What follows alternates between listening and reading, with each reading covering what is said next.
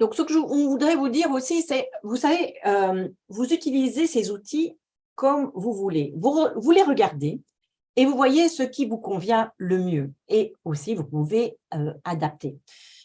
Donc, nous avons des collègues qui ont utilisé, en fait, ont fait tout le cours, ont utilisé ces outils. Et nous sommes heureux de vous dire qu'ils ont pas terminé complètement leur capitalisation parce qu'ils veulent aller beaucoup plus loin, ils veulent aller au passage à l'échelle. Mais aujourd'hui, ils peuvent partager avec nous plusieurs brochures qui ont été faites dans le cadre de leur projet, qui est une initiative sur les pêches côtières, avec différents produits. Donc, le processus de salage, séchage, mais le processus aussi des semi-conserves de coquillages et du processus de fumage. Donc, des techniques différentes qui peuvent être très utiles.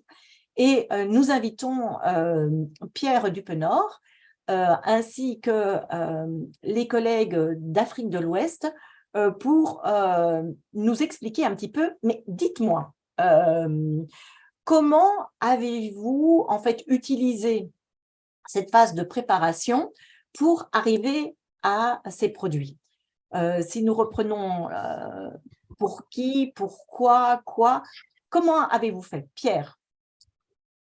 Bonjour Sophie, bonjour chers collègues. C'est un plaisir pour nous au niveau de l'initiative Pêche côtière de partager notre expérience avec vous.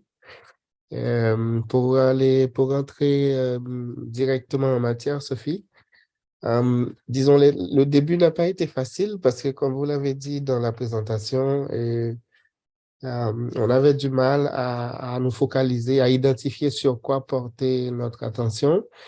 Et finalement, dans les échanges avec les communautés, dans les échanges au sein des consultants qui travaillent dans les chaînes de valeur qu'on a sélectionnées, donc notre dévolu et le dévolu des communautés est tombé sur trois bonnes pratiques qu'on voulait documenter, sur lesquelles on voulait capitaliser et afin de renforcer les chaînes de valeur, les trois chaînes de valeur dans lesquelles on travaille.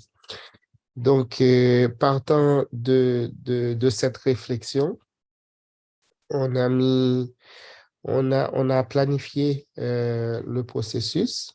Et je ne sais pas si tu me permets de partager rapidement quelques, Sophie, pour donner une meilleure idée rapide. OK.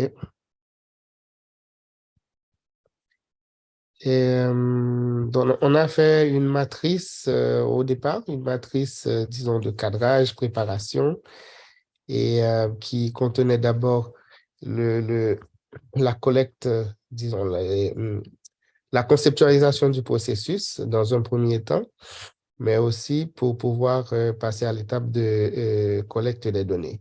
On a fait un petit plan, on va dire qu'on appelle un plan synoptique et de capitalisation d'expérience. Laisse-moi résumer. Dans lequel on a répondu, disons, aux différentes questions que vous avez mentionnées dans votre présentation. Et donc, le quoi, il s'est porté notamment sur les trois bonnes pratiques, comme je l'ai dit, mais on a défini une thématique, je pourrais dire, qui couvre. Alors, j'ai oublié de dire que notre initiative, il couvre 6 pays, mais en Afrique de l'Ouest, il couvre 3 pays. Donc, en Afrique de l'Ouest, la composante Afrique de l'Ouest, on a sélectionné une bonne pratique dans la chaîne de valeur de la pêche artisanale. Et donc, on voulait travailler sur le dynamisme des femmes transformatrices de produits de la mer en Côte d'Ivoire, Cap-Vert et au Sénégal. Mais on a considéré 3 aspects. L'aspect organisationnel, comment les femmes, elles s'organisent. L'aspect transformation, comment elles s'organisent pour transformer ces produits de la mer ou ces produits halieutiques. Et l'aspect diversification. On a aussi vu l'aspect commercialisation. Quelles sont les stratégies qu'elles utilisent pour commercialiser les produits sur le marché. Donc, sur la base de cette, je pourrais dire, sélection des bonnes pratiques, qui nous a pris quand même un bon temps pour sélectionner les 3 bonnes pratiques. Et il y a des pratiques qu'on a sélectionnées, on a dû, disons, les écarter pour vraiment nous focaliser sur des bonnes pratiques qui valent la peine d'être partagées. Et là aussi, on a appris aussi, Sophie, à faire la différence entre les appellations et bonnes pratiques, meilleures pratiques. Et, donc, pour savoir quand est-ce que c'est une bonne pratique, quand est-ce que c'est une meilleure pratique. Et l'idée aussi, c'est que dans le choix de ces bonnes pratiques, c'est d'arriver à choisir une pratique qui peut être mise à l'échelle. Et ce n'est pas forcément toutes les pratiques qui peuvent être mises à l'échelle. Donc, pour ne pas, je voudrais laisser l'occasion à Dr Labla et en Côte d'Ivoire pour nous expliquer un peu le pourquoi. Pourquoi on a fait le choix de ces bonnes pratiques et par la même occasion, il pourra nous donner quelques éléments sur pour qui et avec qui on a mis en œuvre ce processus de capitalisation d'expérience. Docteur Labla, je te cède la parole rapidement. Merci beaucoup, Pierre. Bonjour à tous. Pierre, tu peux laisser le slide là. D'accord. Donc, le pourquoi, c'est essentiellement l'objectif de cette capitalisation. Je pense qu'il y a, au niveau de ces chaînes de valeur, quand je prends celui de la Côte d'Ivoire, c'est le thon à l'Ocoduro et la sardinelle donc à Sassandra. Il y a des pratiques donc d'organisation, c'est-à-dire que les acteurs sont organisés, les acteurs utilisent des technologies innovantes de transformation, de four FTT en ce qui concerne la Côte d'Ivoire et d'accès au marché pour ces produits. Donc, cette capitalisation donc, visait à garantir le partage de ces bonnes pratiques-là au niveau de l'ensemble des chaînes de valeur. Pour qui et avec qui nous avons travaillé avec les communautés de pêche, donc au niveau national. Quand je dis communauté de pêche, il y a la fêtière qui organise donc les acteurs de la pêche artisanale, il y a les pêcheurs, il y a les femmes marieuses, les femmes transformatrices, qui sont directement des parties prenantes, donc pour qui donc, cette capitalisation est faite. Au niveau du secteur privé, il y a les grandes surfaces, puisque la pratique donc innovante de fumage au FTT vise à permettre à ces femmes-là, aux transformatrices, d'accéder à des marchés rémunérateurs. Donc, il y a ces grandes surfaces qui sont intéressées. Pour ce faire, il faut des microfinancements. Donc, parmi le secteur privé, donc, il y a ces structures de microfinancement qui sont intéressées. Au niveau gouvernemental, c'est essentiellement le ministère des Ressources animales. Mais il y a également au niveau des régions, au niveau régional, nous avons les collectivités décentralisées, les mairies et les conseils régionaux avec lesquels, disons, nous avons travaillé. Pierre, si tu peux descendre la slide. Donc, voilà un peu, il y a les partenaires du projet donc, qui ont été intéressés donc, à ce projet. Donc, voilà le quoi, pour qui et par qui. Voici un peu, Pierre, ce que nous avons fait comme expérience en Côte d'Ivoire. D'accord. Merci beaucoup, Dr Labla. Donc, grâce à ce processus, si tu permets que je revienne un petit peu dans la phase de collecte de données, alors disons ça, on a dû faire une fiche méthodologique pour collecter les données sur les 3 chaînes de valeur. Et cette fiche, comme Sophie l'a dit, donc on a dû utiliser les fiches proposées par le cours sur la capitalisation d'expérience. On les a adaptées. Dans certains cas, on a créé nos propres fiches quand c'était nécessaire à chaque étape du processus. Par exemple, à l'étape de collecte de données, à l'étape d'analyse et d'organisation de ces données. À chacune de ces étapes, on a eu à produire et à développer des outils des outils méthodologiques. Donc, dans cette fiche, vous pouvez voir quelle méthodologie, quelle approche méthodologique on a utilisée et les techniques de recherche qu'on a utilisées, les instruments de collecte de données, les objets d'analyse sur lesquels s'est porté notre attention, les publics cibles et combien de personnes par pays a été échantillonné. Donc, on a eu à interviewer 80 personnes dans les 3 pays. Donc, ça nous a permis de collecter une grande quantité de données et qui nous a permis par la suite, après analyse et organisation, d'aboutir au développement, à l'élaboration des produits de connaissances. Je vais partager avec vous, comme Sophie était en train de partager les pages de couverture. Ici, vous pouvez voir. Désolé, je n'ai pas compris de quel haut-parleur vous parlez.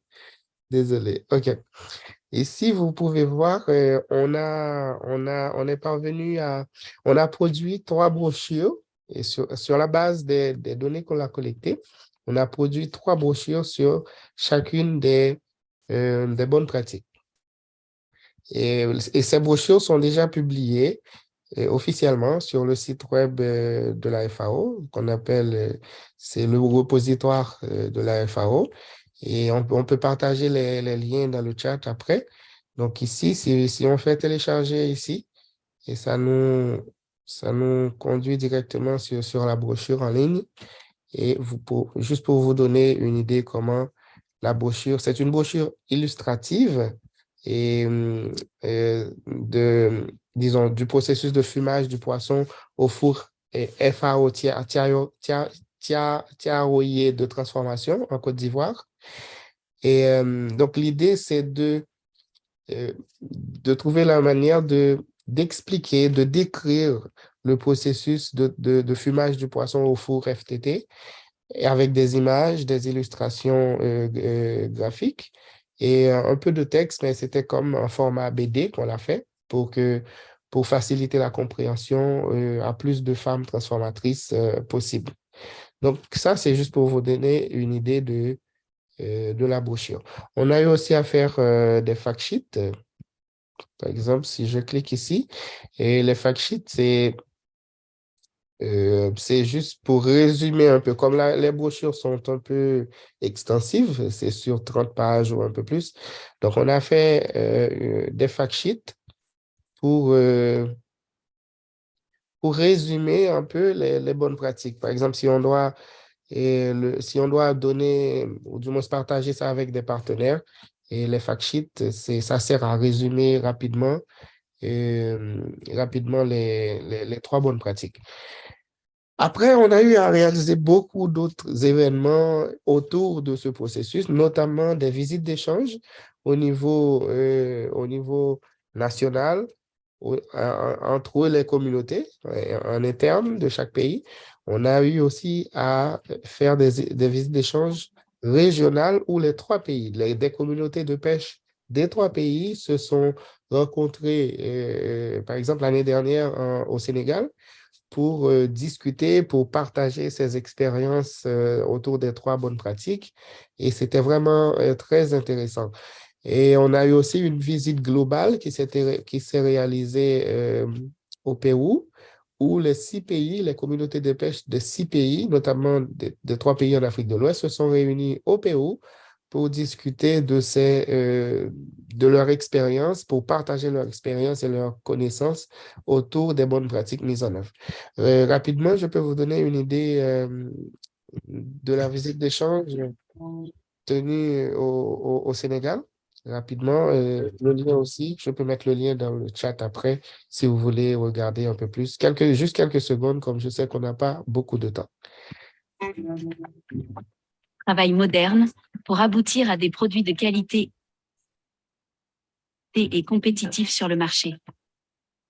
L'initiative pêche côtière de la FAO a donc organisé une visite d'échange.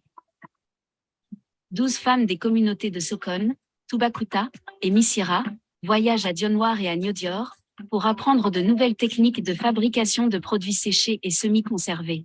Ici, leurs collègues traitent les arches, les huîtres et les crevettes dans des unités de transformation modernes construites avec l'appui du gouvernement du Canada et de la FAO.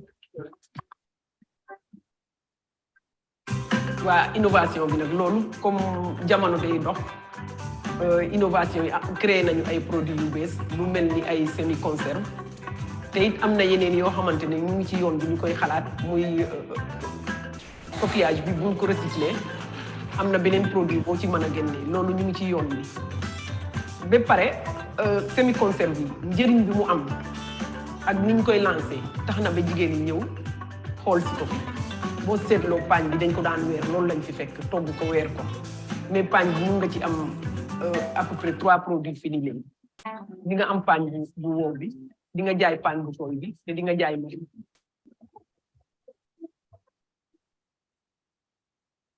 te bu ma génnee ci lii man li may njëkk a ñaan mooy site bi nga xamante ne moo répondre aux normes loolu laay njëkk a ñaan ndaxte gis naa ne par rapport liggéey bi ñu def fii ku amul site boo xamante ne répondre na aux normes doo ko mën ndax li ma ci gën a ràññee moo ne bu ñu ñëwee ba ci séchage bi ndaxte nit ki mun nga ñàkk site liggéey sa liggéey ba mu set waaye boo ñëwee ba ci séchage bi foofu dina am différence mun nga yàqule lu tax ma ne mun nga yàqule ndaxte boo ñëwee ba ci séchage bi tey aw ma fuur en solaire bi ma fi gis ma weer ko ci naaj bi te gis. Ok, ça vous donne une idée globale des échanges tenus, des apprentissages que les femmes transformatrices qui se sont déplacées au Sénégal ou du Cabo-Verde, de la Côte d'Ivoire au Sénégal, ont pu tirer de cette visite d'échange.